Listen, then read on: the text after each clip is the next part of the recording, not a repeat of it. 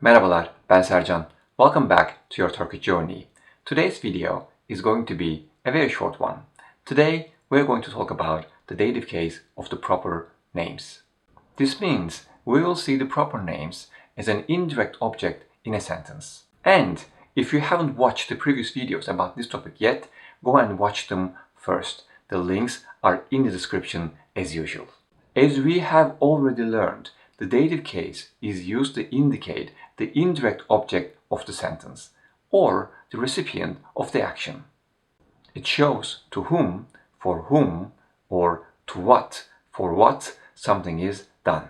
And the dative case suffixes are a and e depending on the vowel harmony. Let's jump to the examples right away. Mustafa Gülsüm'e çiçek almış. Mustafa Gülsüm'e çiçek almış. By the way, did you see the apostrophe? We use it when an inflectional suffix, such as case suffixes, are attached to proper names.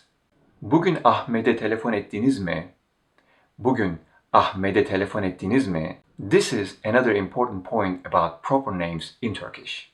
The consonant mutation rule, where the last unvoiced consonant p, ç, t, k change to their voiced counterparts b, c, d, g, and yumuşak g when a suffix that begins in a vowel is attached to the word. Well, this applies here as well. However, with proper names in Turkish, even though we change the pronunciation in speech, in written language it does not change.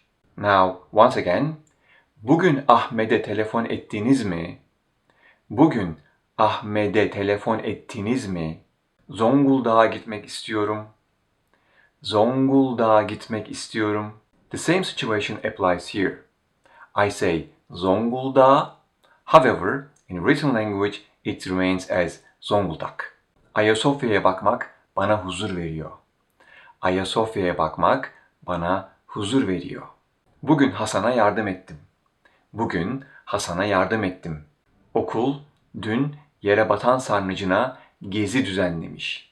Okul dün yere batan sarnıcına gezi düzenlemiş. Anahtarlarımı Serkan'a bıraktım. Anahtarlarımı Serkan'a bıraktım. Projem için TÜBİTAK'a ödenek başvurusunda bulundum. Projem için TÜBİTAK'a ödenek başvurusunda bulundum. NATO'ya üye olan kaç tane ülke var? NATO'ya üye olan kaç tane ülke var? Damla'ya sorduğum soruya Pınar cevap verdi. Damla'ya sorduğum soruya Pınar cevap verdi. Onlar Japonya'ya taşınmak istiyor. Onlar Japonya'ya taşınmak istiyor. Alright guys, that's it for today. Thank you very much for your time and see you in the next videos. Görüşmek üzere.